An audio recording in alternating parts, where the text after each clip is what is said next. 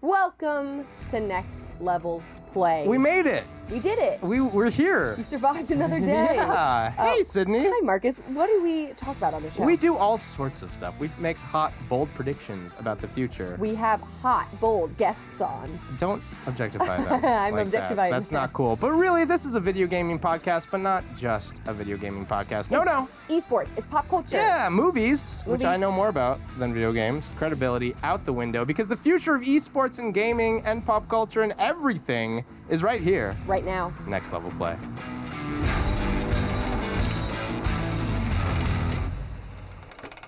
Sydney, Marcus. I have something that I want to just say really quick and get off of my chest. Let me guess. Like super duper quick. Let's frame it.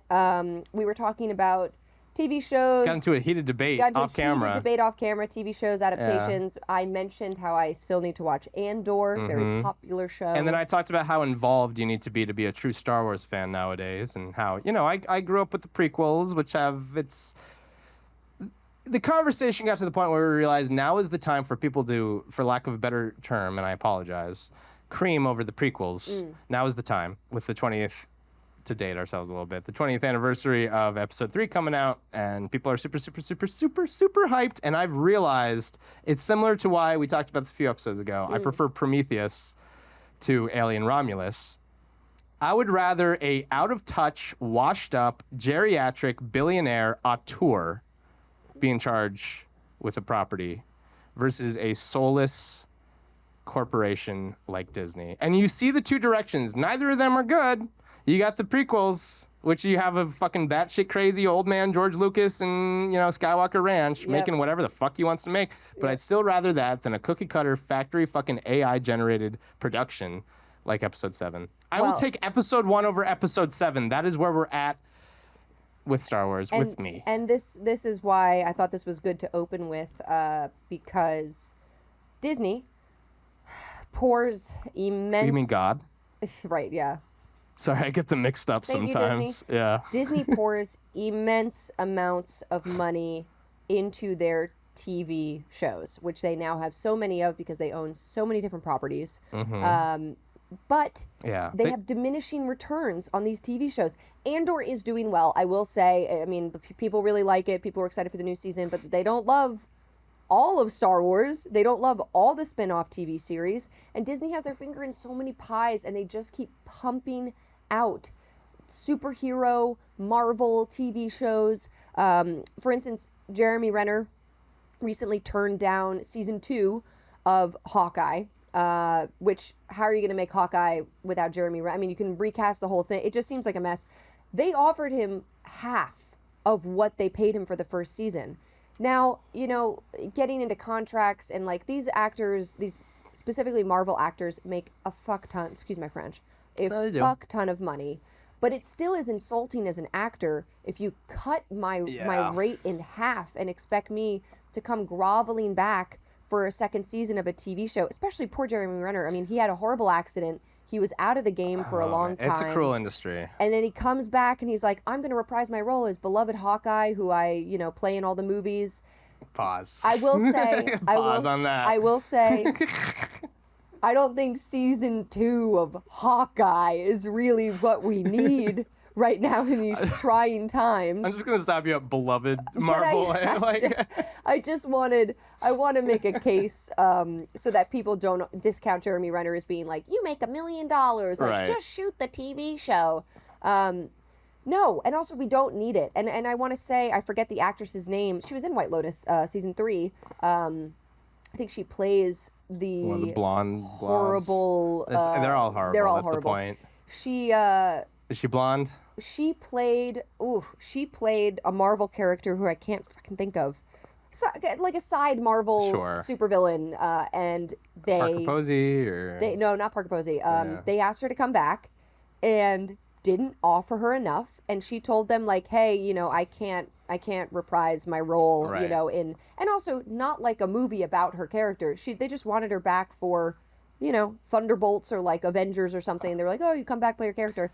She was like, no, I can't do that for that amount of money.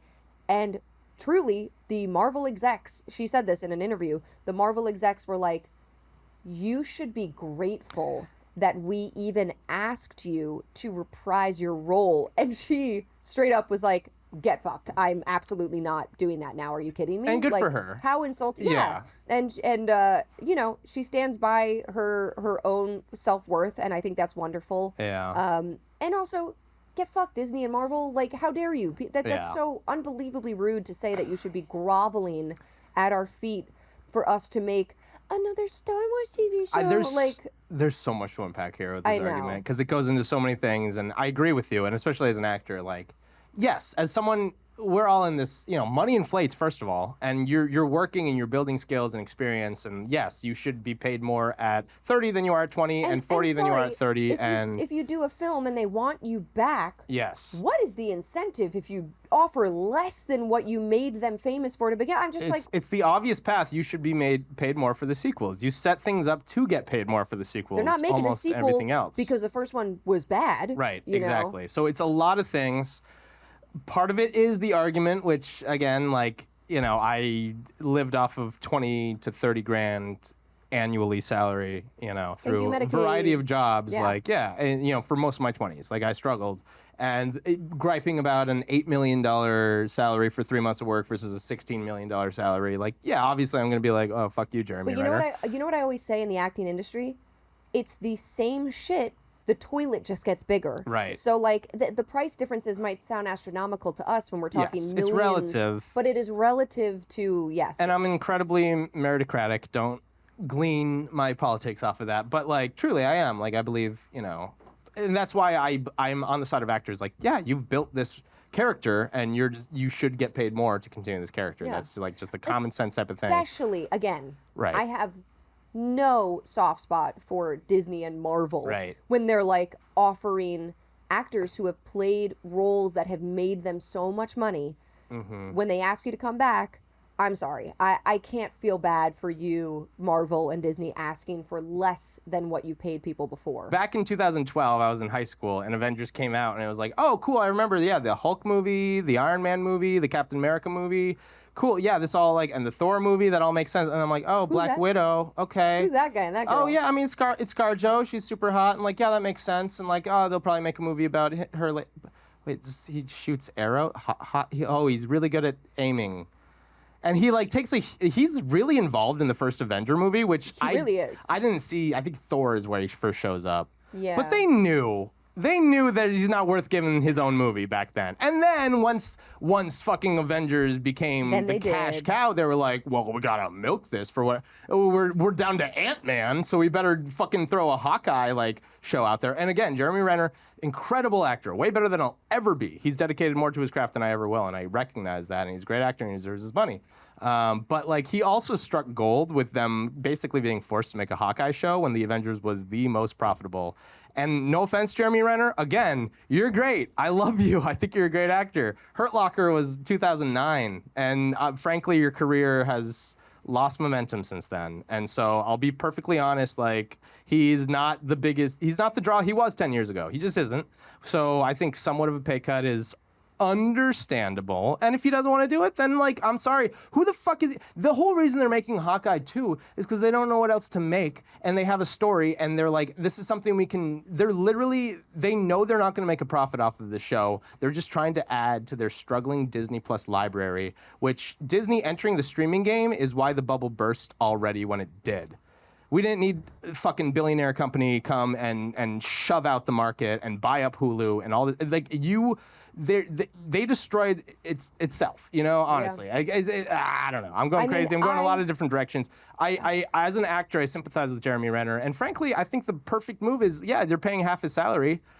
Do you want to be Hawkeye the rest of your life? Jeremy Renner, I think, is a great actor. I don't think he does want to be Hawkeye the rest of his life. And I think he's basically like, if I'm going to be Hawkeye and known as Hawkeye the rest of my life, then I deserve to get paid what I got paid 10 years ago, 5 years ago, whatever it is. And I respect him for stepping out. But this is a good opportunity for you to step out. And nobody, I don't think, would hold any ill will, and if anything, I feel like Disney might be mildly relieved if Jeremy Renner is like out, so they can move on to more interesting properties other than Hawkeye.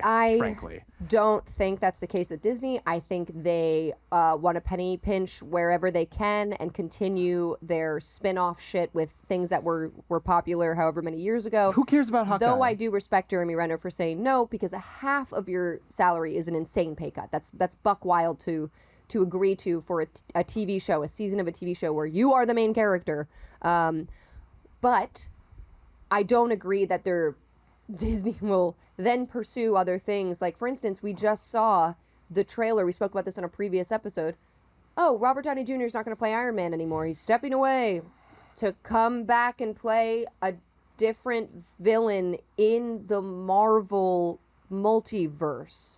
Why? Well, it just pisses me off that Why? They're acting like this is all part of the plan. Right. And it's like, it's so obvious that they finished the story with Avengers and then their returns just plummeted and they dropped below the profit line, which they had jacked up super fucking unfairly high for their own selves. Because the people who were working 10 years ago are not the same people working today. Yeah. They kicked that fucking can down the line and they milked that a fucking Avengers cow for all it was worth. And then, oh, guess what? The cow is dehydrated. Well, now what do you fucking do? Bring back Robert Downey Jr. What's interesting, too. It's so cynical. Thunderbolts, which came out, which is not a spin-off, but if you remember, Black Widow's sister, Natasha, I don't remember any of that. Played by Florence Pugh, as well as some other people who I'm not sure. They just came out with Thunderbolts, which didn't do great at the box office on release. I saw a bunch of PR about it. Instagram was flooded with it. I love Florence Pugh, so I was kind of peripherally paying attention. Why are you insulting her, though? I'm sure she doesn't smell that bad. Anyway. I think she's a fantastic actress, so I was peripherally paying attention to it. And recently, there's been a retitle. There's been a name change. I should say the Winter Soldier's in it too. Bucky, if we remember from Avengers, Winter Soldier. Retitle of Thunderbolts. If we remember when Thunderbolts came out, there was this funny little asterisk in the name, and I think Marvel really wanted Marvel fans to do the post-credit cutscene Reddit talk of what could it mean, this asterisk, this teeny tiny little Marvel butthole we're all kissing at the end of Thunderbolts. Then came the retitle, which is, spoiler alert, the new Avengers. Well, it was they dropped. Who saw that coming? They dropped the curtain behind the asterisk, which was their kind of backup plan to unveil, And their sleeper cell agent. I say spoiler alert because it's revealed in the movie that is what the group becomes, what they become known as. They have a title now. They're not the Thunderbolts. They're the new Avengers. Mm-hmm. But now, this retitle, we all know what Marvel's doing. This was not just like a wink at the fans where we're like, oh, we all were speculating what this could mean. And in the movie, the new Avengers, this is specifically for when this movie goes to streaming, because it's not doing well at the box office. Of course, they were going to throw it on Disney Plus. When it goes to streaming and you type in Avengers, what's going to pop up first now in the algo? Oh, the new Avengers. Great. Now we can milk that cash cow once again. We can redo the Avengers with the new Avengers. We can do it again, but different. This time it'll be different. I mean, again, as you were saying, it's not even so much a post-credit scene. It was almost like 2/3 through the movie of Thunderbolts, Julia Louis-Dreyfus's character is like, "You're the new Avengers." Right. And it's like, the audience goes.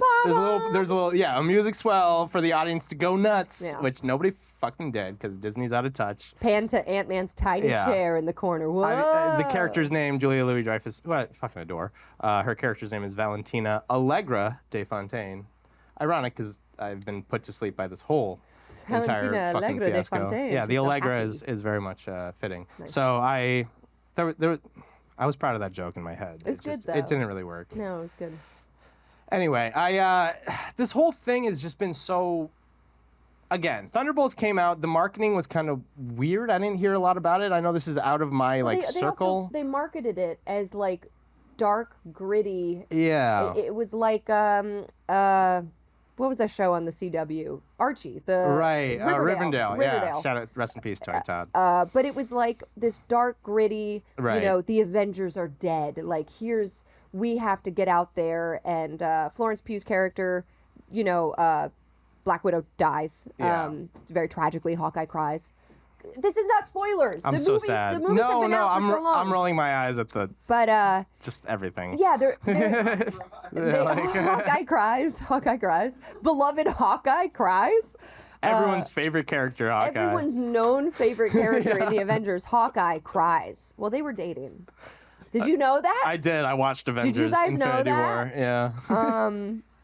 Think of what could have happened in Hawkeye season 2. Man, they might have kissed. The possibility. Oh, wow, that would have been crazy. Hawkeye might have cried, and now we're never going to see Oh it. no. But the trailer presented Thunderbolts as like the anti-heroes, you know, the begrudging anti-heroes, the gritty whatever. They didn't market it, I think, in a way that would attract the shiny red, white, and blue Avengers lovers. Diehard Marvel fans, I think, are at a point too. Even diehard Marvel fans who love the comics, sometimes they introduce a fucking character, and Marvel lovers are like, okay, we're bringing them in. That's okay. I guess that's a random, but like, okay. Literally, Avengers has been spreading their cheeks and putting their butthole right in your face. Squeaking those farts out. Right, like just giving that starfish, like in 3D, like 100%. You know, because they've had this asterisk, which nobody even talked about. Mr. I didn't even Stark, know about this fucking asterisk. Me with the butthole getting so close to me. Mr. Stark, I don't feel so good. Oh, I don't like that at all. With that Peter Parker's implied age, I don't like that at all. Oh, wait, Sydney. I didn't mean that. Well, I you just did. meant- You said it. Well, Sorry. anyway. I want to make her Get uncomfortable. that sometimes. butthole out of here. For real though, the butthole I'm talking about is the asterisk, which there was an asterisk on Thunderbolts for like the last year. Apparently, I just heard about this. Because nobody cared. It's like you're trying to give like They a mystery wanted- box J.J. Abrams thing. And That's like, what I'm But no, saying. we're fucking dead. We're done with this. They wanted the post-credit scene Yes. of everyone on Reddit being like, "What do you guys think's gonna happen?" And then 2/3 through the movie, Julie Louis-Dreyfus is like, "Oh, you're the new Sorry, Avengers." you mean Valentina Allegra de Fontaine? Exactly. So like she reveals that you're the new Avengers in the audience, and there's a music swell, and the Yeah, audience and is the supposed to go audience nuts. Yeah, but it's like nobody gives a fuck, and the fact that they had this asterisk just waiting for this banner drop of like the new Avengers, as if it's this big reveal, and it's been doing terribly Yeah. from what I know. Quite bad. Like every other Marvel movie that's come out since Avengers Endgame. We should say this isn't even a name change where it's like on streaming it's the name No. change. They're changing the name they're taking the posters Yes. out of the cases of movie theaters and putting up new posters that say the new Avengers. Right, and everything to me about this screams that you fucked up. It's either you had you could either you could have used your crystal ball, aka analytics and data, and saw, hey, this movie's gonna fucking bomb, and changed the name to when it was appropriate, and it would still be a cynical fucking rehash name, New Avengers. Like I remember what's new Scooby-Doo in the '80s, and now I feel fucking old.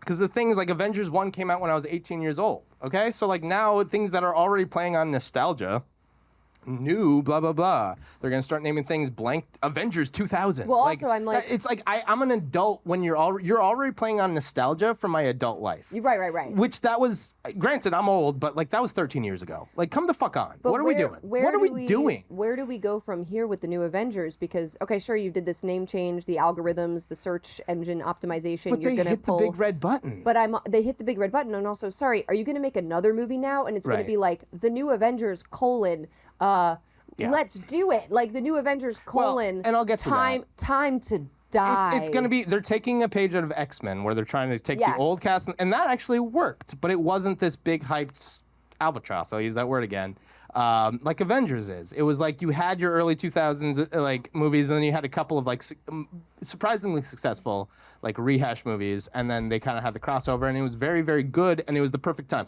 But with Avengers, and I just want to make like one more kind of big point of this whole like, I don't know, nostalgia. They fucked up. They clearly fucked up with how they operated this. Because the way the revealing the new Avengers title would have worked in two situations, primarily. 6 months ago. Immediately. A year ago. Yeah. Hey, this is the new Avengers movie. You want a new Avengers movie? We're making it. It's the new Avengers. That would have been way better at the box office. But they wanted the reveal. but they wanted to try to do their own thing. They're listening to the criticism that I have of, hey, you can't just rehash the same thing over and over again. It's almost like you're stuck scraping the same barrel for the last 20 fucking years, and maybe you should move on. But anyway, so they could either do that, where they reveal it a year before, or wait until, like you said, the streaming and the release, which also makes sense, given a new life. Yeah. Once you've proven this new Thunderbolts thing, then like, hey, integrate the brands. That's what their plan was. That was where like, hey, we can do that. We can market this off of Thunderbolts and still make money and still do it. You're ignorant. You're wrong. They were wrong. And clearly, this is an indication that they failed, because the time that they're doing this name change speaks nothing other than panic. Yeah. It's the first 2 weekends, and they're changing the name of the film? Crazy. That's never been fucking done. Like, that just means you're not making the money you thought you were going to make off of this, and you're panicking. And so you're literally like, we got to squeeze whatever we can out of this by calling it the Avengers, even though it came out 2 weeks ago. It's like you're in panic mode, and you're hiding it, but I see it. And like, I would like it's clear to, they're panicking. They are panicking with this. I would like to brainstorm with you really quick about what the next film, and obviously They already announced it. this new Doomsday. Avengers. Okay, so yeah. The old meets the new, teaming up to fight Robert Downey Jr. The new Avengers. Yeah. Doomsday. That's what the Okay. it's already been it's been solidified that's what that is. No, I'm doing something. Okay. You have to make up the name, Marcus. The new Avengers. It's our turn now. The new Avengers. Remember Hawkeye? The new Avengers. The new Avengers. It was sad when Black Widow died. Period. That's the name of the other movie. The new Avengers. Who are we? The average modern Marvel fan that's still like eating up these movies and stuff. The new Avengers. We're 5 years old when Black Widow died for Hawkeye. I miss Tony. The new Avengers. Robert Downey Jr.'s in this one? Question mark. The last thing I want to say is because it's very bait and switch, and it's clear that they planted this bomb with their big old butthole, the asterisk, to unveil this, and then they're like, "Oh no, we had this planned the whole time. We're masterminds of this whole fucking web." It's not. That's not what it is. I don't even think they did a bait and switch well. It doesn't even Right. feel like a reveal. Like, whoa, we didn't see this one. Wow, that's crazy. It feels desperate. It felt desperate. Yeah. I think a more speaking of like bait and switches.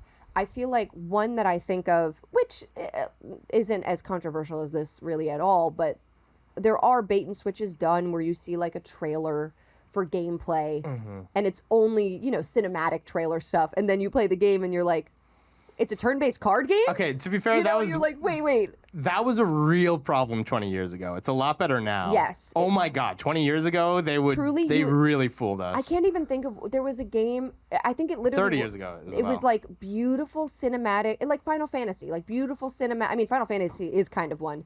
Final Fantasy VII is very guilty of that. Cinematic, Yeah. like you see the character design, it's like raining and the rain like in their hair, and you're like, wow, this is so dramatic. Kingdom Hearts is guilty of It's that. a card game. It's a turn-based card game. There's no cutscenes. You don't get to see any of that. I was thinking of the Nintendo horror game. Oh, yes, we do need to talk about this. Mr. Smiley Man. What is it called? I will get the exact title so I don't mess it up, because this is not my franchise, but I know a bit about it. Smiley Man? But it's Famicom Detective Club, and I'm going to look this up, make sure it's... And Ezio is the Smiley Man. Smiley Man. But we were teased trailer. by the trailer of the next, which has already been out for a The long time at trailer this point. was giving like Silent Hill vibes. Yes, it Like, was given Eternal Darkness. I thought Eternal it might be the Darkness. new Eternal, because that's a Nintendo game, at least published, and I thought it was going to be like a new psychological J horror Thriller. type of take, and it ended up being a continuation of an old franchise, a great franchise. detective game. Famicom Detective Club, which is basically like an interactive visual, point and click, right? More visual novel, Okay. but that's a heavy word. But there's a little more interactivity to it. But it's a narrative-based detective game, But I agree with which you is that not a survival horror game. No. As it was teased, and I not even guess. survival horror. Like I thought, like you said, it was going to be like a J horror, and you mentioned this off air, what Doki Doki did, which was narrative. Well, and that's kind of what it was. But I was feel- hoping for more of like a Siren type of thing. I thought it was going Yeah. to be more of a Siren. Yes, which shout out Siren. Nobody talks about Siren. Yeah, I feel like that was more of a bait and switch Mm-hmm. than like Thunderbolts was. Thunderbolts didn't feel like a bait and switch, and I think that's why it's not doing well because there was no rug pull. There was no. Yeah. You can do a bait and switch well. Well, that's what I want to talk about. Bait and switch usually has a negative connotation, but it can be done well. It can be done in a way where you're like, like, this exceeded my expectation. You guys tricked me. How fun. like Doki Doki Literature Club. It's Huge. like you do need to have a patience. Is it a dating sim? Yeah. Oh my God. I feel like the only people who really enjoy that, it's a very niche kind of thing. I loved it. But primarily, you need to have a tolerance for dating sims to get into it at all. You need to have a genuine investment in the game, which for me, like, I knew it was a horror game. It got spoiled, but I'll be honest, like, I would not have been invested in it. Yeah. Had I not known that going in. But also, I love that it was hard to spoil, because even if you told someone, "Ooh, it takes a turn," keep going. Yeah. It had a very unique experience. I feel like there are plenty of TV shows and plenty of games that when you ask somebody, they're like, "Just keep watching," or "Just keep playing." It's gonna go in a direction you don't expect. But that doesn't work for a first person. But that doesn't work for a first-party Nintendo game. Doki Doki Literature Club worked because it subverted expectations as a, $10 indie game that a lot of people could get and play through in 10 hours. Nintendo is charging $40 to $70 for their, and you can't. Again, my theory is that Doki Doki Literature Club had its huge success, and somebody at Nintendo said, "Hey, let's capitalize on this." What do we have? Let's make a creepy trailer. What do we have in our IP list? Oh, Famicom Detective Club. Yeah. Let's adapt that to the modern day. But it just, again, the only reason Doki Doki Literature Club worked was because it was a surprise and an indie game. And right, they did that. I feel like exactly what we're saying. I feel like it's the opposite. They went into it saying, why don't we make a trailer that is bubblegum, colorful, girly, dating sim, J dating sim, and we'll surprise them, and it'll be in a fun, creepy, weird fucking way. And if you don't like it, you don't like it. Like, if you don't like that type of game, you can be like, wow, this was not what I thought it was. But I feel like that's a brazen bait and switch. The other way around is like, you're not bait and switching, you just didn't have like the game finished, or it's not doing well, for like Thunderbolts.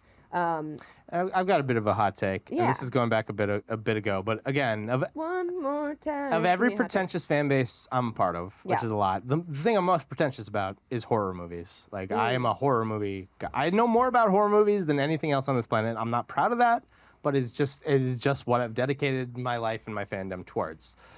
And me, as a purely horror fan, more than anything, and this is a slightly hot take, and this is also like a 10-year too late take, I think part of the reason why PT failed and didn't become like an actual game, and honestly a big problem I have with it, I did not like the big bait and switch reveal that it was Silent Hills. Yeah.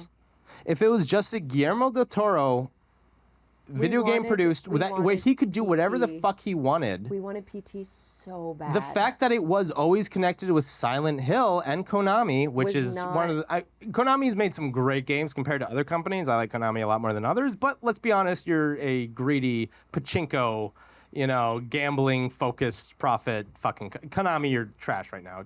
I love you, but you're trash right now. But also, like, that hurt. Like, that, honestly, Silent Hill was washed at that point. Yeah. And I would have preferred an original property. And the fact that it was Silent Hills, like, that, I don't think... A lot of people are like, oh, new Silent Hills. I saw that and I was like, oh. Do you remember? I thought this was something new and original. And frankly, my passion for it kind of died. And I think, I was reporting on that as the news was coming in at the time. I was working for Double Tap Gaming, and it was like all of these Easter eggs, all these things were happening, and people were going buck wild on the internet. Like, oh, they put it out under a fake name, and like, I found that this developer, like, this is an anagram, and they were like moving stuff around. Yeah. And it just fell so short from even what you could tell what people wanted. What they wanted was an original game. Like, Siren Head was all these really creepy pasta things were happening at this time that were so popular, and people were like, oh my God, I think they're doing it. I think they're doing it. And that's such a good way to put it too. It's like you're talking about the viral stuff. To me, the reveal that it was Silent Hills is the same as if you were watching like an analog horror YouTube series that's really well produced, but still kind of bare bones, where you could tell it's just like an auteur. We talked about this at the beginning of the episode. Like somebody just who's passionate and making these like crazy scares, and you feel uneasy because you don't know what's going on, and then you watch say you watch a 10 episode like YouTube series, and it looks like someone on a camcorder, and they're just like putting their heart and soul into something, and then in the end it turns out it's like an IP that exists. It's like Disney logo comes up and it's like the next Goofy movie. This is the prelogue. I'd be like, fuck you. They're like, this was actually Star Wars the whole time. But they do that. They're like they're going to like, oh, we're gonna hire these creative filmmakers to make these promotional videos that are like bare bones, and that's what PT was. It was like a playable teaser that frankly had a very small team. Yeah.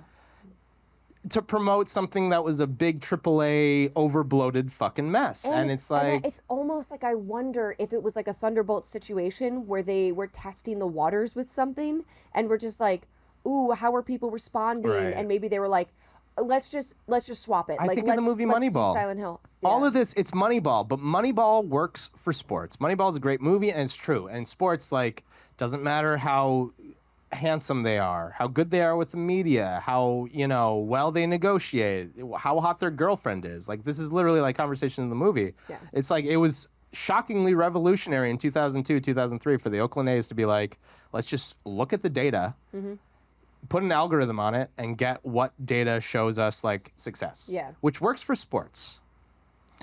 For media and art, I don't think it works. And I think all of these companies are just putting things into an algorithm and they stop just taking a step back and thinking of like the human and community element of things, which is why I think the Avengers is just diminishing returns and bound to fail. I think the people in charge of these decisions to continue this fucking Marvel train, I don't blame them. They were hired to continue this Marvel train. It is not their fault. It has become an Ouroboros, which we will talk about later. But like, it is literally a snake. They're trapped. They're trapped within this Avengers expectation to make money, but nobody has the common sense within any of those rooms, this is my genuine belief, to take a step back and say, guys, Captain America, Hulk, Iron Man had decades and decades of comics and fans to build on. You are all acting as if these Thunderbolts, this Florence Pugh and fucking Sebastian Stan and all these actors, I don't even... Wyatt Russell. David Harbour. Yeah, like the children of actors that I actually know, frankly. Like, you're literally putting them into these models. You're forcing them into these models as if these are properties that we know who the fuck they are, and we don't. You're acting like these Thunderbolts are the same power as, just because you've built up this, like, you're underestimating Stan Lee, Disney, is what you're doing. You're assuming that everyone is now a Marvel fan because of the movies you've made, and that's just not the case. Your Iron Man movie would not have done so well if it wasn't for decades of comics of Iron Man or decades of comics of Superman and the Hulk and Thor, and they're ignoring it. They are completely ignoring it. They're like, oh, well, no one cares about that. No one cares about the 70s, 80s comics.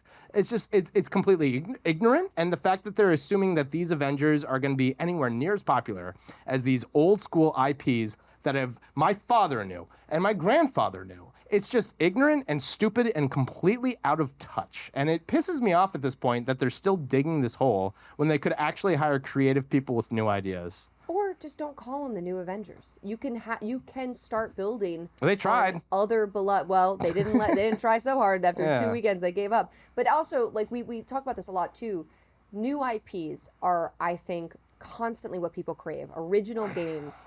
Really quick before we jump ahead, because we're going to talk about this with our wonderful guest who's coming back. But Claire Obscure Expedition 33 recently came out. So good. Reviews have been fantastic. It looks amazing. I have yet to buy it only because there's so many other games I currently have to get through. I cannot buy another game right now, but it's on my wait list. It's on my wish list. If it goes on sale, I'm fucking grabbing it on Steam. What were you going to say? Here's my difference, and that's a point to be like, I want to interrupt you. I want to interrupt you. The reson I don't, to me personally, Claire Obscura doesn't like jump out at me is because it's turn-based RPG, which is just... it's a turn-based game. Diagnosed ADHD. I don't have the attention span for it. I've tried. You can't wait the rounds. I literally can't. Okay. I try. Again, nothing but respect. My thing with video games, and why I think, again, you're my therapist, Sydney, by the way. I owe you. I'll invoice me. Yeah, I got to invoice you. Yeah, invoice me. The problem with video games, and it's why my argument is so, like, I'm so pissed off that because movies are my art form, and I want them to try new things. I'm sick of the same thing recycled, and I want them to try new things. Because with movies, streaming services aside, trying a new story, trying a new IP, it's going to cost me what? Even at the theater in Manhattan, $20. Yeah. A new video game is going to cost me $70 plus a lot of time, especially like an RPG. So that's why video games, I almost have more sympathy with why I understand why you want to stick with what works and kind of build off of that. Because I, as a consumer, I don't want to spend $70 on a risk of something that doesn't speak to me. I'd rather just buy into my nostalgia. But with movies, it's like, it just feels so greedy because as you said, everyone's clamoring for... With video games, I don't think as much because it is a bigger investment. But with movies and new media, as far as just like watching, I think you're right. And I feel like it's such a shame that they're just milking these old IPs dry. I disagree. I mean, I agree about movies for sure, but I disagree. I also think people want not even like brand new original games, but originality within the confines of video games, whether that be in combat, in the type of game that you're creating. I mean, like Mario, for example, an IP with a million different types of games available to you. You could do a 2D platformer, you could do 3D Mario, you could do Paper Mario, you could do Mario Kart, you could, there's a lot of different directions they've gone in, and it doesn't feel stale. It could, though. I mean, if they just did 2D platformers forever, it'd be like, okay, well, we get what Mario does. Right. I personally love a new original IP. I think that this game looks super cool, great voice acting. The reason I bring it up, though, because we do have to jump to our next session, Daquan, who's coming back today, mentioned it on the previous episode, and I want to get his opinion about it. He's been playing it. Mostly I'm just living vicariously through Daquan because I don't have the game yet. But we do have to jump to our guest segment. Man, some hot takes today. But hey, it's okay. It's a hot day. It's getting Sydney, thanks for reeling me in, as always. Somebody's gotta. Am I right? Stick around. We've got Daquan. Hey, and welcome back. We're here in our guest segment, and we said it was going to happen. Our gegment. Our gegment. Yeah, that's what we call it, right? That's sure. Yeah, why not? Our gegment. And we said we were going to have Daquan back, and we did. We came through on our promise. Daquan, welcome back. Thank you. I was like so excited to be here. I just slept in that chair in the corner. I've seen every interview that you guys done since then. It was interesting to continue working while Daquan sat in the chair. You did nod off a few times. Yeah. Were we boring? You were awake the whole time? It was mildly distracting, but only because I was so excited to interview you again. It was nice that every so often you would clap. That was nice. It was like a live studio audience for these past few recordings. But now it's your turn. You're in front of the camera again. For those that didn't see our previous episode with Daquan, please reintroduce yourself. Say a little about yourself. My name is Daquan. I'm the event manager for OS NYC, a gaming cafe located in Chinatown. Heck yeah. And, I mean, you're also a gamer. Yes. A huge gamer. I love RPGs, fighting games, basically anything. I'll try it. I love it. I love that. I always say my saying in life is like, I'll try anything twice. Yeah. So that goes for video games too, even games that I'm like, ooh, a puzzle game? Yeah, I think I'm going to get sick of that real quick. What do you have against puzzle games? They're hard. They're difficult. Same with like true. Elden Ring. Anything super challenging, I'm like, okay, I'll give it a go. Is there any game or style of games that you don't like? Ooh. That's a much harder question. It than, is. like, what's your favorite game? It's Let's like, make you look like a jerk. Let's piss What do off you a fan. I'm going to base. piss off a lot of people by saying this. Oh. I hate the Monster Hunter series. Ooh. Okay, whoa, wait. Interesting, because you mentioned in a previous episode that you grew up playing some fighting games, grew up playing some RPGs, some turn-based combat things. Not that Monster Hunter is necessarily like similar, but I would say same kind of vein and world of Final Fantasy, like the cute cats. But there's Come on. I mean, it's Capcom. I feel like, just my guess, and please elaborate instead of just listening to me ramble and make assumptions, because you know what they say about assumptions. They're awesome. Yeah. So Can't spell awesome without assumption. Monster Hunter to me always felt like kind of like Capcom trying to do something they're not incredibly good at, where they're trying to make this huge, sprawling, open world action RPG but it feels derivative of taking from others, where it's kind of like, like Avatar: The Last Airbender, like really hardcore anime fans, like it still rubs them the wrong way because it's not quite authentic. I feel like Monster Hunter has that, like, it's not quite authentic as far as like RPG is concerned. Am I off base, or what's your thought? Yeah, you're off. So I'm off. Okay. off. Okay. Please correct me. Tell us Please correct why. me. It's actually a very weird reason. Make them I mad. wouldn't say that Monster Hunter is a bad game. I think that it's a really good game. But something that takes me out of it is that your hits when you're attacking something doesn't really register. And it doesn't feel like you're actually doing anything. There's no in feedback? The game. Yeah. Oh, interesting. And now, do you mean like the controller rumble isn't there, or do you mean like the reaction, the animation and combat style doesn't feel The like animation. it's okay? Yeah. So you feel like you do your big power attack, and you're kind of just like, okay. I get that. That's it. I get that. As someone who loves old school first-person shooters, something even Doom had, GoldenEye, maybe better than any game nowadays. The reactions, if you shoot someone even in the arm, they're going to stop their shot and be like, oh, damn it. The worst thing is playing a first-person shooter and you're just loading them full of bullets and they're not even reacting at all and they're just shooting back at you, and it's like, again, if I don't feel like my guns have any kind of oomph to them and like are actually hurting the enemy, then it doesn't feel fun to play. Just shooting them, pumping them full of, and then eventually they fall over. Well, when you have games that you would compare, I would say Monster Hunter to like Horizon Zero Dawn or Breath of the Wild, maybe. Breath of the Wild. I was gonna say Yeah. like Tomb Raider. I don't know, games where you're like in the jungle fighting or something. Amazing combat. The Witcher, amazing combat. Kingdom Hearts 3, amazing mechanics. So I feel like I would agree, sort of, if you're gonna compare other big games that people really love. I tried Monster Hunter for a little bit and I never quite got into it, and I wonder if that's the reason. I feel like Kingdom Hearts I almost have a similar gripe with, where I feel like there's not a lot of feedback when you're like keyblading enemies. Kingdom Hearts 3. Did they improve it? They improve. I've only played the first.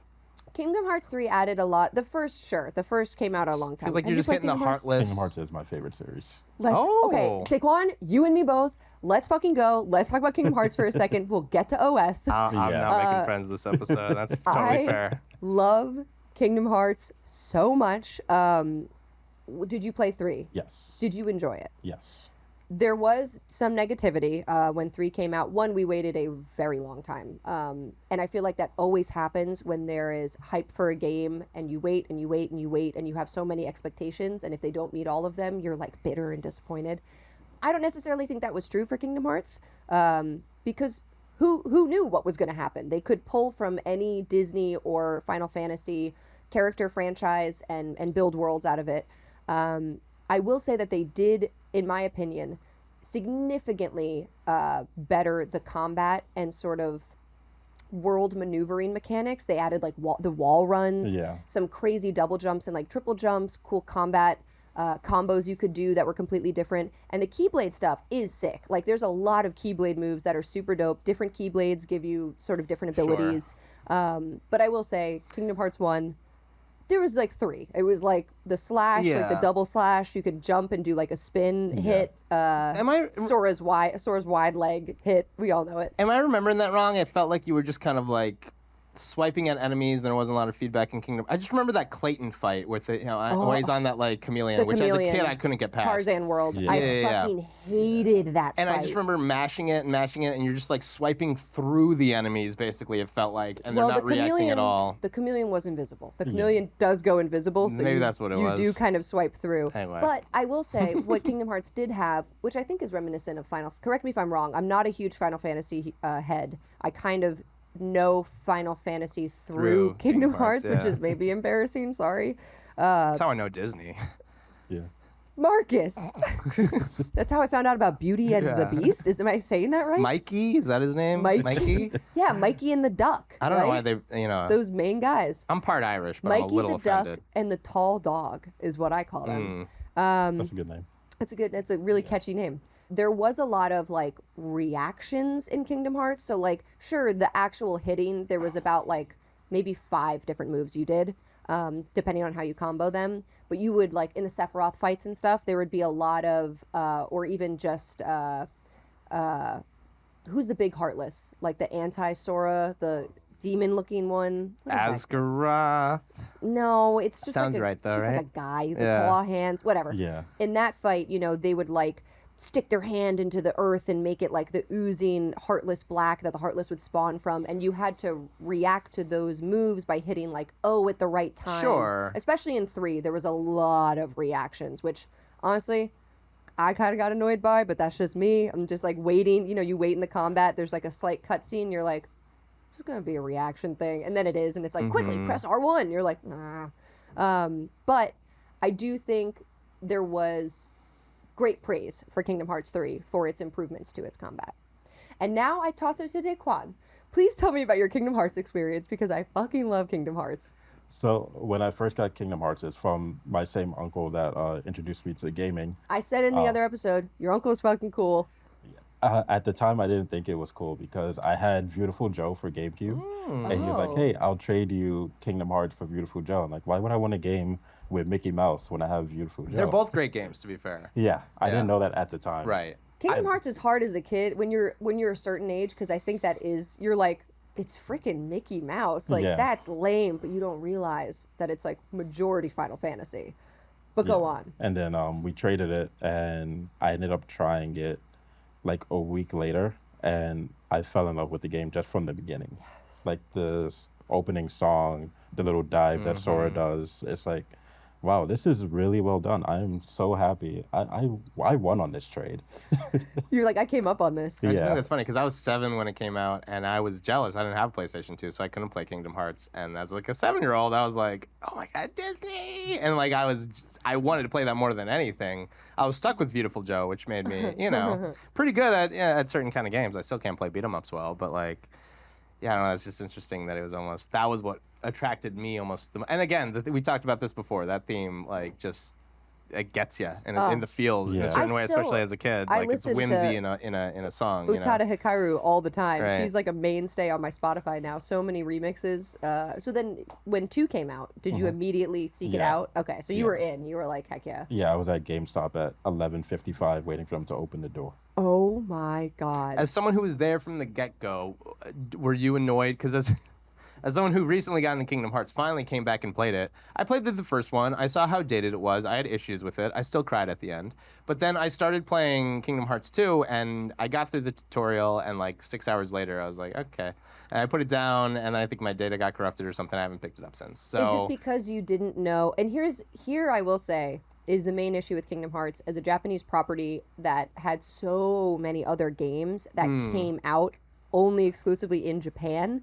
There's a lot of lore. I didn't care about Yeah. that. I mean, there's like Birth by Sleep, Chain Yeah. of Memories, and we 358 over 2 days yeah, or whatever. We yeah. had some of those, but we only had them as like mobile games. Chain like, of Memories Memories. it was actually important. Who It was knew? actually Yeah, important. like and then Japan had ones that we never got. Yeah. So like there is a lot of lore that is, I mean, and it's also Yeah. highly contested lore that people still are like, no, that's not true. Like Yeah. online, they argue with each other. I think it's amazing. I knew that going in. For me, I was only bothered by the 5-hour tutorial. So I'm curious. That's a great question for you as someone who was there, like on the scene, because I knew all that coming in. So Yeah. like, and I don't care about story as much. So Which is insane. as someone insane who thing to say. as a hardcore kind of Kingdom Hearts fan. Back when Kingdom Hearts 2 came out, I don't know why this conversation took this turn, but I like it. I like it. What was your reaction to both the long tutorial as well as the story being like, whoa, there's a lot that I'm missing here? Was that something, or were you kind of caught up, I guess? I don't know. I was kind of caught up because there were ways to play the games when they were released. So I was able to play like Chain of Memories So I'm like, oh, okay, I'm kind of caught up and I know what's going on. And then going through the tutorial, I'm like, okay, they're introducing a bunch of cool things that we can like use in battle. So I'm okay with learning it so I can like Yeah. get better at the game. So I think it didn't bother me as much. Yeah. Yeah. I think Also- this is my adult cynicism, I think, was just... Twilight Town, was it Twilight Town? Yeah. Twilight Town. That gave me big, like Majora's Mask vibes because it was sort Termina. of time-based. Like it wasn't exactly time-based, like you die when the moon's out or whatever. But it did have this like repeating time because you were trying to escape this Yes. like dreamlike memory that you didn't really exist in and you didn't belong in. And there was Yeah. all these like weird this almost like Lynchian, like weird, like the sea salt ice cream became this Yeah. like core memory that you were attached to, and you just couldn't figure out why it like felt weird. Like there were so many cool things that were Easter eggs in a way that I felt was kind of reminiscent of like Zelda. Well, I think Majora's Mask is spot on. I think there's a lot of parallels because it is an arguably overlong kind of tutorial segment where you're stuck as the Deku Scrub You have for the to first keep- 3-day cycle, yeah. which you can't even speed up, and you kind of have to wait. If you're done early, you just wait at the clock tower, And you're which is kind of a doing- giant pain in the ass. And you're doing and it's also a clock tower, and you're doing like Yes. useless, mundane tasks Yeah. in Twilight Town. It's like, But you're also gather learning. all the, but you're learning the gameplay. Yeah. But it's like gather all the posters, and you're like, I'm sick of gathering the posters. I want to go fly on my gummy ship. I want to go do Kingdom Hearts stuff. And I think there's a lot, and that's the thing. In the Majora's Mask, I hated it as a kid until I beat it, and then I was like, oh my god! And then I opened up the world, and it was the perfect kind of introduction. But as an adult, it would probably drive me more nuts than Kingdom Hearts 2 did, because especially that waiting at the end for the cycle to complete. Yeah. That's the stupidest. I don't know why they did that, but anyway.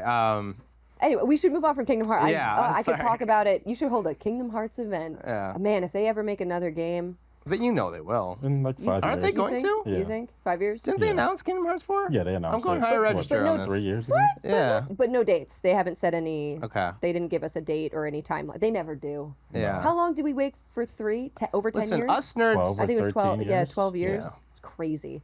Do I have a Keyblade on my wall? Yeah, I do. Yeah, I do. And As- I'll play any Kingdom Hearts game that comes out.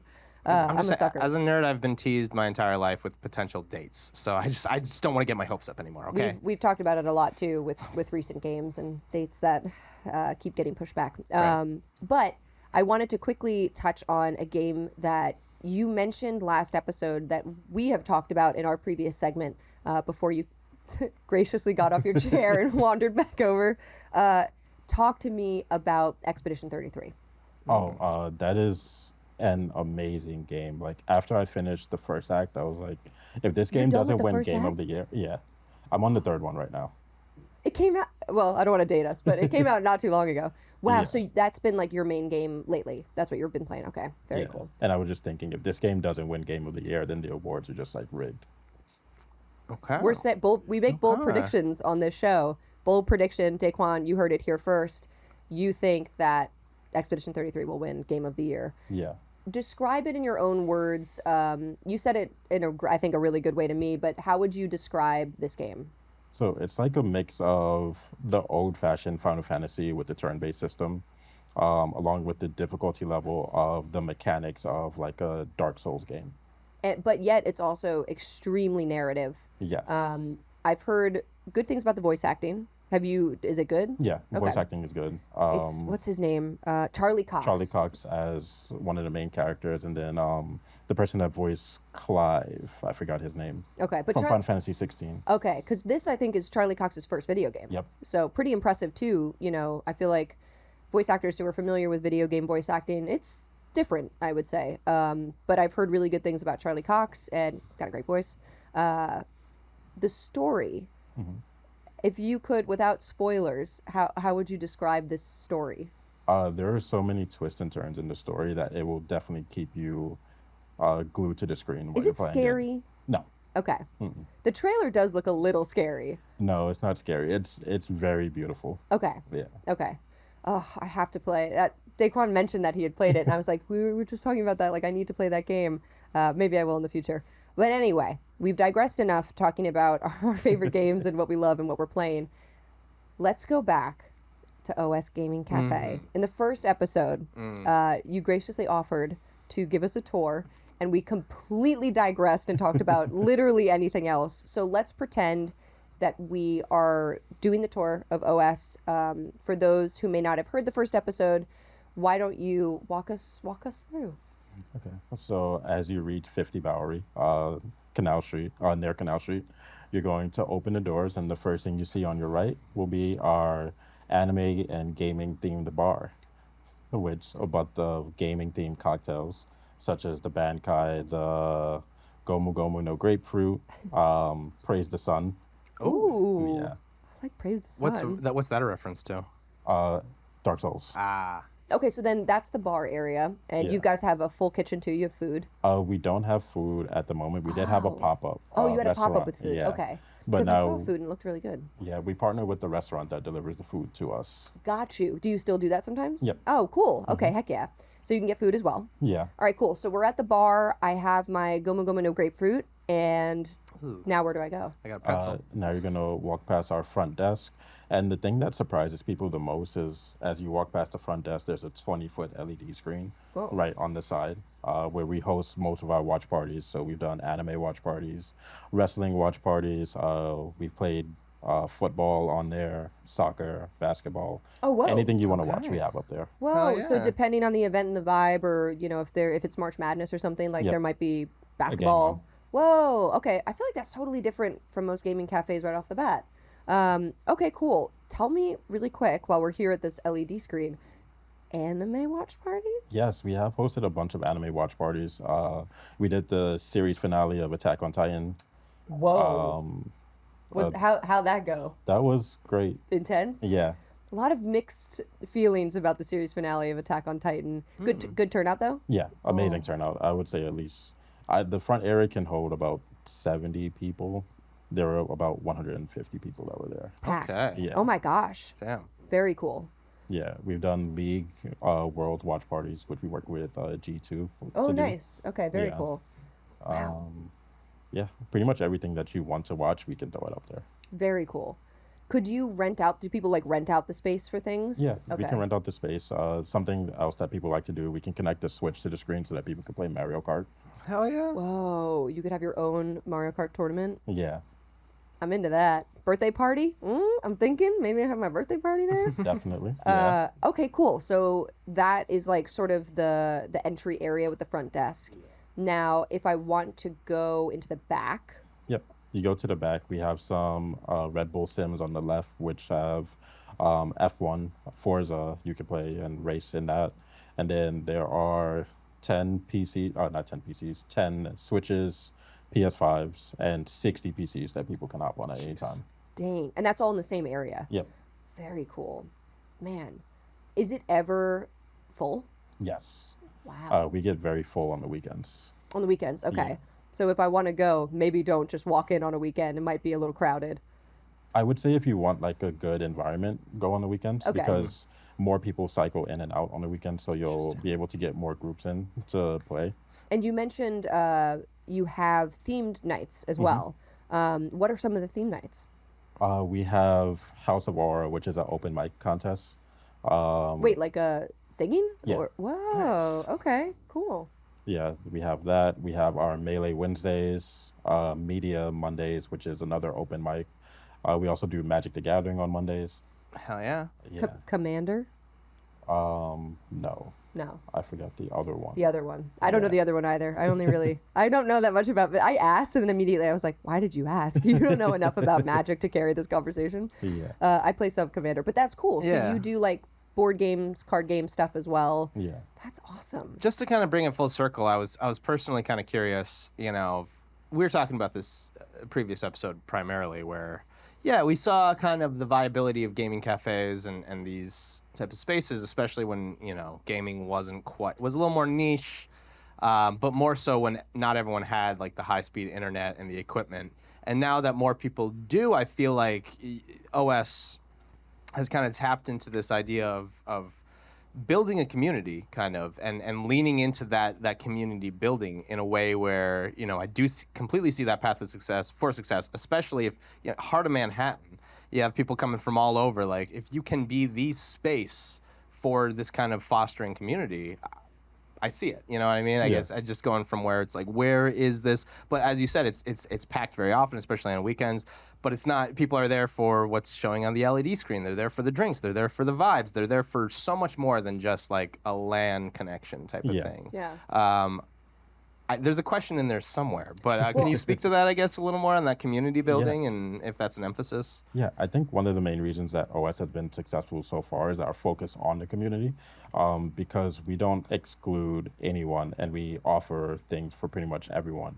If you want to come into game, we have gaming in the back. If you like music, we have these live open mic concerts. We also do like VGM, which is video game music. They do a concert there the first Friday of every month where they're playing theme songs of like animes, gaming, Very cool. and other things. There's like we even can do like a cool Mario Kart event where you're playing Mario Kart on the big screen and they're playing the music of the track live. hell yeah. while people are Stop, watching. that's so cool. Yeah. Does Lord of the Rings with full orchestra. Yeah. Yeah. Yeah, like Studio there's- Ghibli movies with full orchestra. That's like my dream is watching anime with them playing like the theme songs, opening credits and closing That's credits. why songs. the end of Tar pisses me off to this day. I haven't seen that movie. It's a good movie, but the ending is insulting to video gamers. Oh wait, I She know. basically what. gets shamed into like conducting I for remember. like a video game score. It's I heard about that. anyway. Oh, I was gonna ask, leading into that, maybe you answered it. Do you have any events that you remember or can think of that you really wanted to put on, that you're really proud of, or ones that you really enjoyed off the dome? Yeah, Any that come to mind? this is like one of the harder questions for me because there's like so many So events many, that yeah. we do, and then I don't want to like shout one out and then someone's like, hey, why didn't you mention our event? welcome to my life. This isn't like a tier list. You know, Yeah. this is just if you could think of an event, maybe a recent one in the past year, just one that you were like, oh man, this went really well, or you personally Yeah. really enjoyed it because it was something that spoke to you. Yeah, I can name two actually off the top of my head that just happened like last week. One was there was a perfume launch that we did, and they created a game on Roblox where you collect the ingredients of the perfume and then you have to put it together to make The it. fucking kind of world do we Start- live in? Start over. This is 2025. Start over. How did- Roblox perfume Roblox does promotional the crossover. most buck wild. Yes. You can do so much in Roblox. It's so insane. How did this come about? They usually just reach out on the email and they're like, hey, we want to do this event at your space. And then I talk to them and I see what it is. And as we were talking, I'm like, oh man, this sounds really cool. So they hit you guys up, Yeah. and they are a perfume company, but they partnered with or planned somehow to do like a Roblox release. Yeah. That's so, okay. So say more. Say more. So they had a bunch of people come in to test out the game and play it. There was like a live prop that they had there where you can make the perfume while you're there. Like as if you're collecting the ingredients. Yeah, like you were in the game. I'm so into this. What do you remember what the perfume was called? Javadon. Javadon. I gotta. Did it smell good? I actually wasn't there for the event, but I helped to put everything together. Okay, and it was a hit, and it went Yeah. off. Oh man. I feel like Roblox and Fortnite, their business model, which somehow has worked, is just say yes to fucking everything. Yeah. Truly. The janitor suggests something, yes. Yep. You get an offer to do a cross promotion, yes. So you're right. Just say yes to fucking Yeah. everything. Fortnite too. They realize the world is as a smaller place now in 2025, and if you say yes, you will just say yes to everything and spread like a fucking virus. Yep. I feel like the ASAP concert in Fortnite started this like celebrity in-game thing. Like now Sabrina Carpenter just Yeah. did a Fortnite. Nothing like, is off the table. You can do whatever you want. You can just say yes to and everything. you think there might be some backfire, but no, No. everyone loves the Sabrina Carpenter skin. They all want to be Sabrina Carpenter and shoot each If other. it pisses you off, you can just play as Donatello and Teenage Mutant Ninja Turtles and not Exactly. even worry about Sabrina Carpenter. Like, Exactly. yeah. Gosh, I love the more so recently like this acceptance of video games in main culture where this perfume company was like, wouldn't this be a fun idea? And Yeah. yep, they were like, And Roblox yeah. was like, oh, did you ask? Then the answer is yes. Yeah. So sure. They're like, Why not? you want to put your perfume in the game? Yeah. What's our whatever. policy? Yes. Okay. Yeah. Yeah. Yeah. Okay, so heck yeah. So perfume launch, crossover Roblox, people came. It was an event. This is so cool. I'm so into this. I'm so mad I missed it. What was the other event that you want to talk about? There's more actually as Oh, I think just say about more, it. So yeah, say more. There's the Stream NYC meetup that we do, which it just brings in streamers around from like the New York area. Oh, cool. That one usually has like a huge turnout and just a networking event where people can meet like Oh. other streamers that's from like the tri-state area. Do they play each other and stuff? And like, No, they just it's talk just and a drink. Whoa, Yeah. so no competition. It's like very chill. Yeah. Oh, that's sick. How do you promote that? Stream NYC promotes it on their Instagram. We also post it on our side, like on our Twitter, Instagram, just to like, hey, if you're a streamer and you want to meet other people, get some hints about content creation, how to navigate through that field, just come in, speak to some people that have experience. So if you, let's say you're like a lower tier streamer, you could go though and, Yeah. and talk and network. Oh, that's so cool. It's open to everyone, whether you have 0 followers or like 1 million. What? That's awesome. Oh, that's so cool. I love that. What if you have, just asking for a friend, what if you have like 6 followers? Do you think it would be a 6? Yeah, definitely come in. You'll get 6 more from coming to the event. Then you, No. Marcus, then you would have 12. You'd have Your friend would have my 12. friend would have Your 12. friend, your friend would have 12. Sorry, did I blow up your spot? We should go, Marcus. We should go to the event. We need we should. We this. should. I'll tell my friend. That would Oh, be I great. mean, your friend. Tell Yeah. your friend. Oh, stupid. Yeah. Any other events? Yeah, there was something really cool that we did last week also, where there was a couple that met at OS about 2 or 3 years ago, and they came back Don't say. last We're week getting to- excited. Don't say. We're romantics. They came back to do their engagement photos. This is so cute. And it's things like that that's like, man, I really love what I do. Yeah. Because That is we're so bringing people together. cute. The nerds are getting married. That rocks so much. I mean, you're getting us outside and meeting in person, which Huge. You're doing. I mean, you're doing God's work. Huge Just for the like gaming- honestly, huge that's for the huge. gaming we community. yeah, we need that 100%. yeah, you must really like your job. Like, you must Yeah. be really proud of these events that you're able to put on. Not that you have to be negative, but sometimes we ask people, is there anything that you don't enjoy about the role that you're in? Because also it's a lot of work and it's high stakes, I'm sure, at times for these events, and to like, you want to please everybody, you want to please the customers who are coming in, you want to please the people who are putting the events on, you want to please your boss and your staff, and like, you know, Right. it's a lot on your shoulders. Is there anything about the job or the community that you're kind of like, ugh, I wish it was different? I think the hardest part about the job for me is just like not taking some of the feedback personal. Yeah. Because I check the Google reviews every day. Oh, don't You do. You can't do that. never- No, Yeah. You you can't do never that. read the Reddit. You never look at the Yeah. Google No. reviews. So I check You the wait to see like your name, a description of you. You're like, did they talk about me? Did they talk about me? Ooh, it could It's have been bad. me. I It had could have to been me. Yeah, we. But also, props to you, because I mean that You is- have to. It's a you have necessary to. evil You have to, and as to get better. Yeah. you know, as a manager too, you have to know what people are saying to be able to do better and With a take grain it of salt. Yeah. with a grain of salt. grain Of of course, salt, people are yeah. assholes, but constructive criticism. You know, so is that how you handle it? No, it's not No, even- I freak out. No, I lose my mind. No, I try to understand like where they're coming from, because a lot of the criticism that we would get in our reviews is like, if we're doing a music event, oh, the music was too loud, I can't really hear my friends while we're talking on Discord.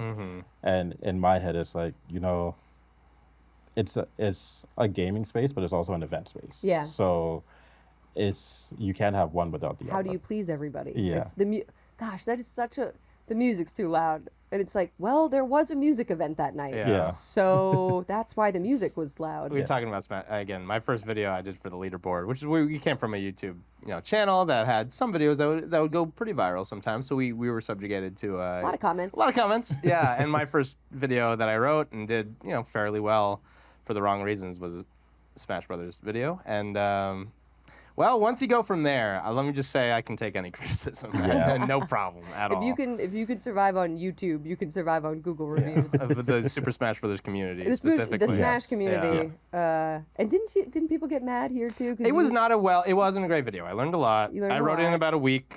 I thought I knew. I didn't know what I knew. I thought I knew, but I didn't know, and I learned what I didn't know. Mm-hmm. And now I know. Constructive criticism. Constructive criticism. That's great. It's a great way to put it. I want to talk to. We mentioned off air anime, Yes. and I was curious if you had any you were watching or any that you just generally want to talk about, because I love talking about anime, and we have.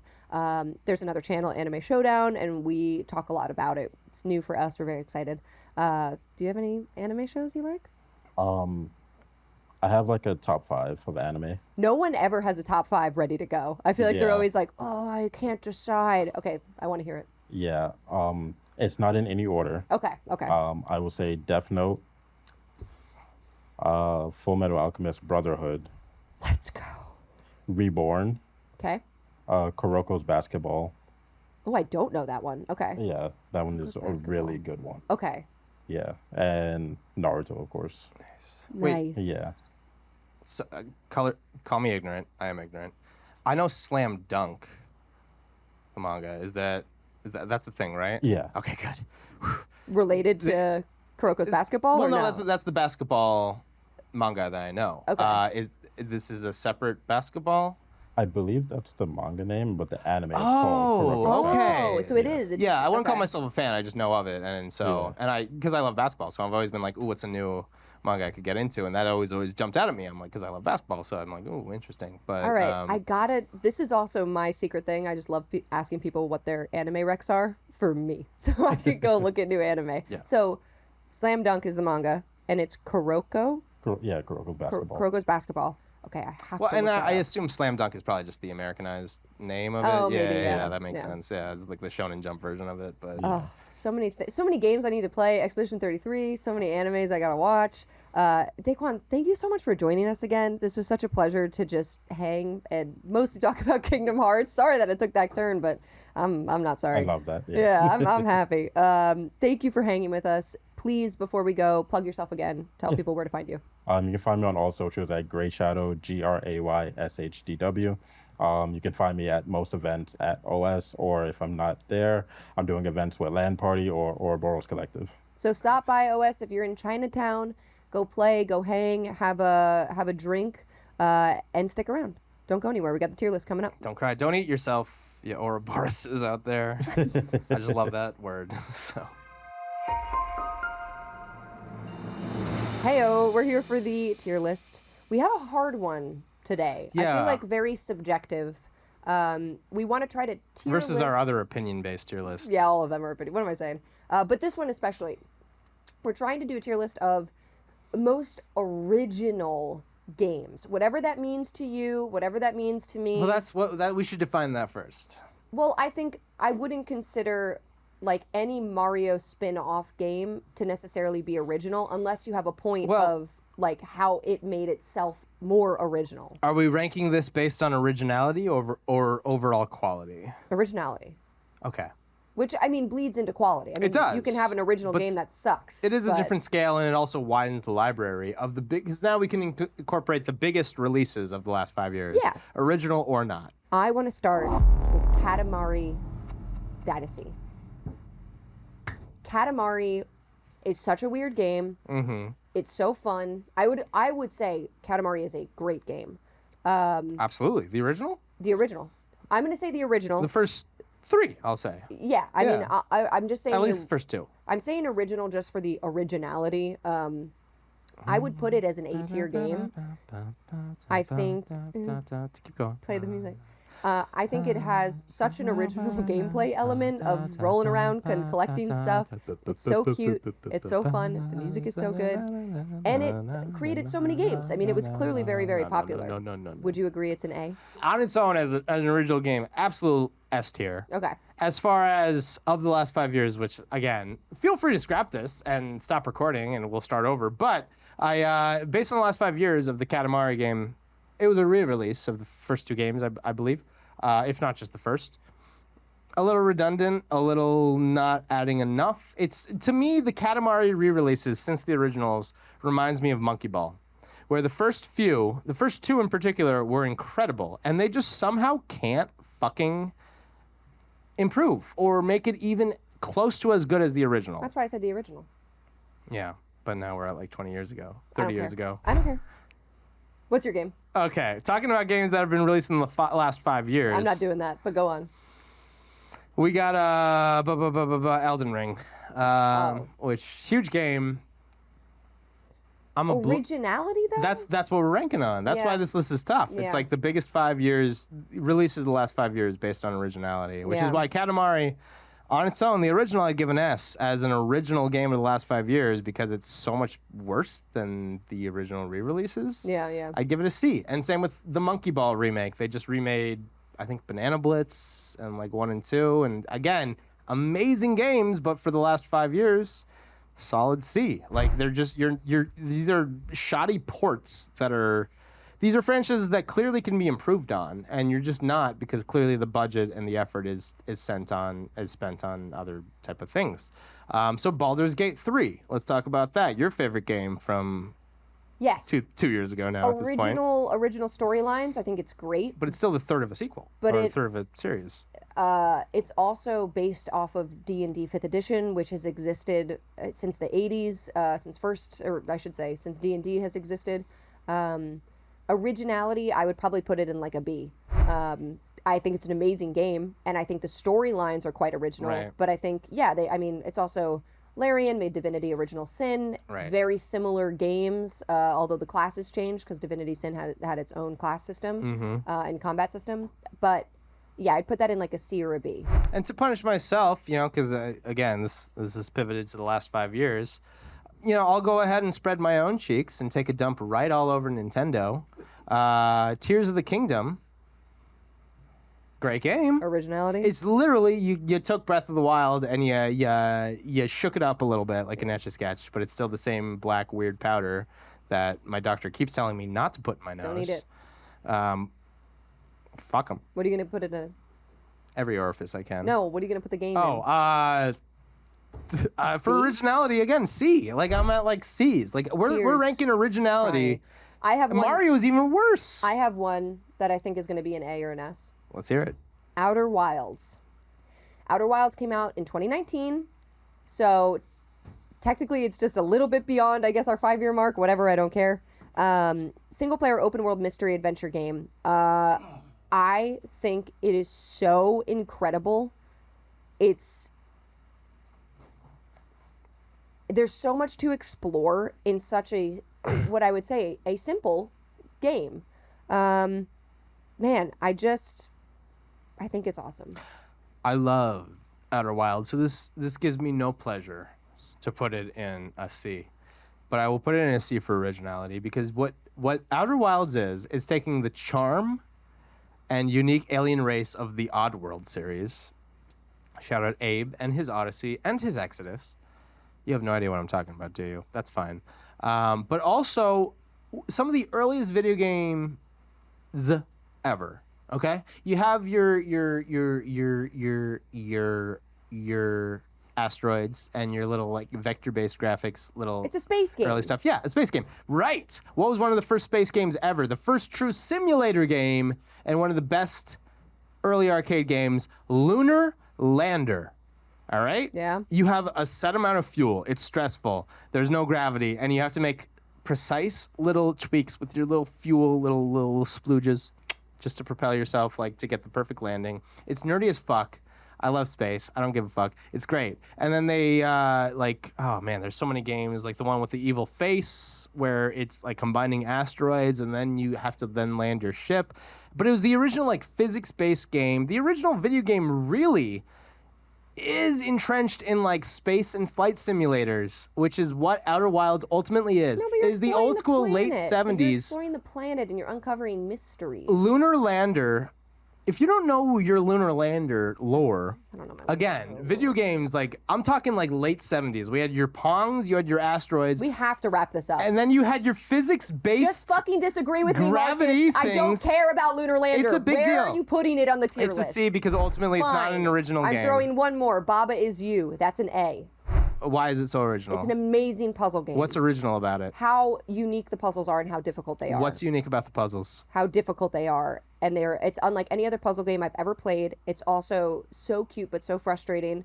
And I don't like puzzle games. But how is it unique versus Because like a Tetris? What is the basic gameplay loop? I'm curious. How would I describe it? How do they describe it? Award-winning puzzle game where players manipulate words to alter the game's rules and solve levels. That sounds pretty cool. So, like, yeah, I guess that is the way to describe it. You can, like, move things around to get letters to create, like, passwords to solve things. Right. But there's, like, multiple ways to solve things. So like Scribblenauts, but like Yes. but instead of 15 years ago, like 5 years ago. And more frustrating and more for adults Sounds great. and fun Sounds amazing. and hard. So original. It's not Scribblenauts.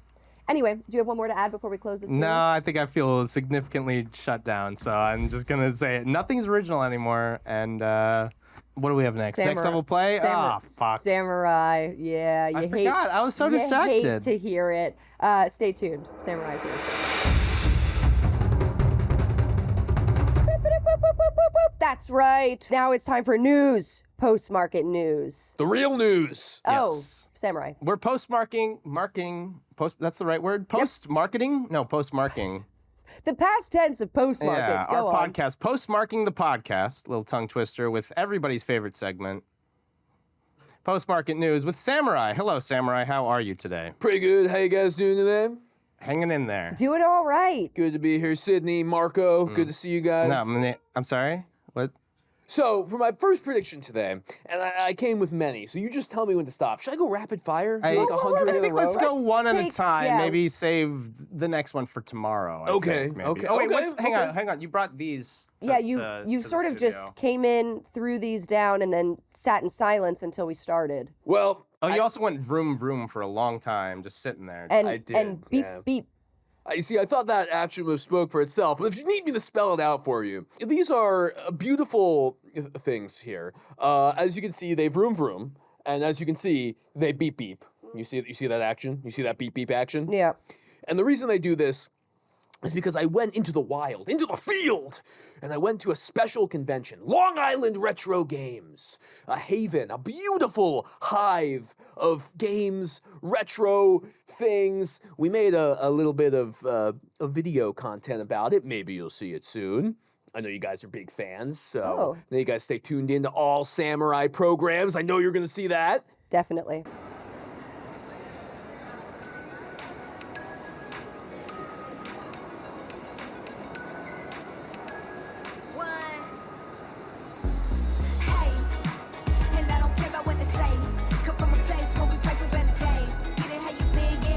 Excuse me, sir. How can I help you? How much are those carts?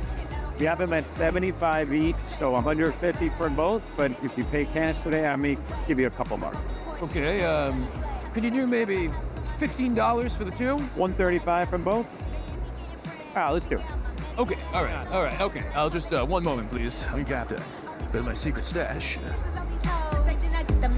Do you take a V-Bucks?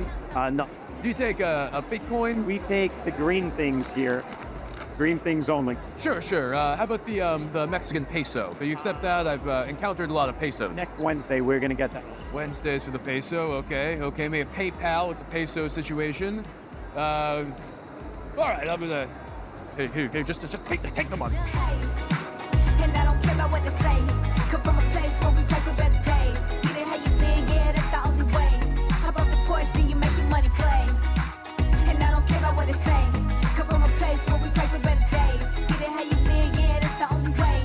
How about the porch, then you make your money play. I thought I'd bring these for you guys as a gift for the table. These are for us. I'm gonna take them back at the end of the day, but they're the kind of gift you bring and then you bring back to your home. They're just really fun. Yeah.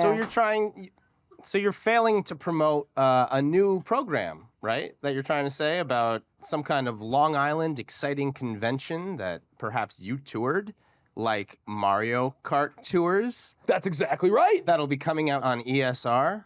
That's right. Wow, I really helped you through that one, didn't I? I thought these would speak for themselves. Stay tuned. It was Long Island Retro Games. I was there. I asked people questions.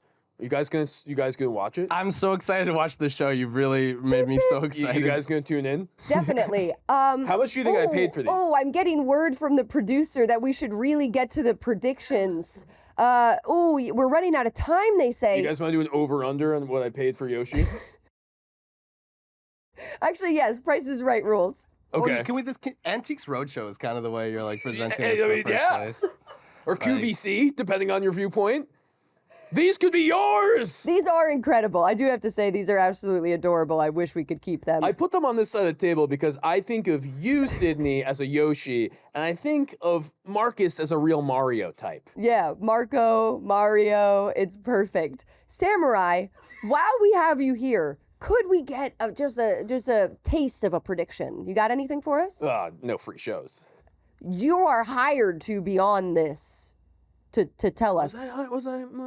This is the whole segment, is you tell us a prediction. All right, fine, all right. If you're gonna beg for it, I got a prediction. As you guys know, I can see the future. I have the divine ability to see the future. We can all admit this. And I come to you today with a prediction of something that is going to happen in the future. Okay. Here's the prediction. Postmark it right now. Pokemon, familiar? Vaguely. Okay, so we know who the mascot of Pokemon is. It's 1, 2, 3. Pikachu. But not for long, because starting next year, maybe the year after, it's a little fuzzy up here, it's a little fuzzy, the new Pokemon mascot is going to be the beloved Pokemon Shuckle. Wait, is that a Pokemon? Yeah. Oh, okay. I prepared a photo. I'm sure they'll put one on the screen. Shuckle? For anybody- Shuckle is like Chuckle or Shuckle? Shuckle. Okay. As Who the hell is that? Shuckle! I grew up with Gold and Silver, and Red and Blue, and as someone who has completely lost track of all Pokemon after the 251 original plus Gold and Silver, I love this because I don't know who the hell the new Greninja are. It's a Gray Ninja. I don't get it.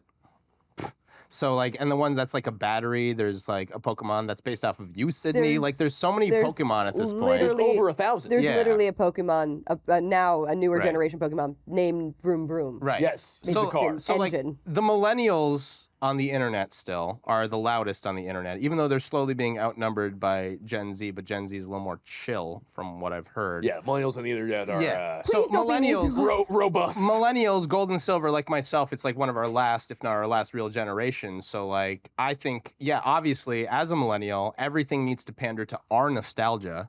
Therefore, I'm cool with this evolution of the Pokemon series. And Shuckle's so good, it doesn't even have an evolution. Yeah. Sydney, it doesn't even have an evolution. Sorry, it's always Even Pikachu Shuckle? has an evolution. Is like an awkward worm turtle. Yeah. That has all defense. There's its attack sucks. Yes. And so it's just all shell. it's all shell. all shell all the Yeah. time. So this is the new mascot. Yes. The most underrated, underpowerful. What's the opposite of OP? UP. UP. Yeah. It's OP in brand ability. It's OP in marketability. It's the turtle we all wish we could be. And it's a metaphorical thing too, because Pokemon, it keeps coming out with subpar game, and they keep getting criticism after criticism, and so it's just going in this little shell, Right. boom, just flicking off, making Safety billions shell. of dollars, still the most marketable, profitable company thing in the world. What's the slogan? I'm so glad you asked because I also know about this. The new slogan, we're moving on. It's not going to be gotta catch 'em all. It's going to be what the shuck. Oh. Pokemon, what the shuck. Bless you. Thank you. Sorry, I was so shocked by that slogan because I don't think you're allowed to do that. It's a child's brand. There's What are you talking no bad about? words. I don't No know. bad He's words. Shuck, What the shuck? as in Shuckle. Isn't Shuckle. Yeah. I mean, I know I'm gonna get a copy and sit by myself, and Yeah. I'm gonna shuck myself all day long playing that That's game. right. I shut. Everyone can go shuck themselves. I with the shut game. on my cuh till I love. Is that anything? Is that? Is she okay? I don't know. Is this allergies? She shut on my cuh. No, say it again slower, I please. think Sydney broke herself here. You see, it's such a good As slogan. honest, This is know what? marketing. I have nothing bad to say. I think you're right. I think you're right, Samurai, and I think that will be the new mascot either next year or the year after, is what you said? That's right. Yep. That's right. So, what are we going to give the prediction? 1 out of 10, or on the Simpsons wait. scale. I don't know what you guys do. It's going to be 2 versions, though, right? So it's going to be the Shuckle version, and what's the other version, or what are Oh, the no. versions? So it's going of to be this? like Shuckle Gold, Shuckle Silver. Oh, okay. Okay, colors, just keep two it simple. colors. Yeah, Yeah. 2 colors. We've already had Gold and Silver. It might be like Shuckle Velvet and Shuckle Silk. I give your predictability a 9 out of 10. I like it. I'll take Yeah. it. A+. Yeah. I give it what's the dog's name in The Simpsons? Santa's Helper, too. Santa's Little Helper. Santa's Little Helper 2. No, Snowball 2 you're thinking Oh, I'm of. thinking Snowball, too. Oh, that's the cat. Oh, That's the Santa's cat. Little That's the Helper, cat. holding a steak and going. That's good. That's what I I'll give it take on the that. Simpsons scale. I'll take that. I We got a think that could be number, good. and we got a Simpsons. What the shuck? Thank you so much, Samurai. I think that's the only prediction we have time for today. Yeah. So we don't get to keep these. No, I'll be taking these. Okay. Well, then that's it for Yeah. it for us. And Samurai, from all of us, shuck you. yeah. Hey, shuck you guys too, man. Until next time, thanks for watching Next Level Play.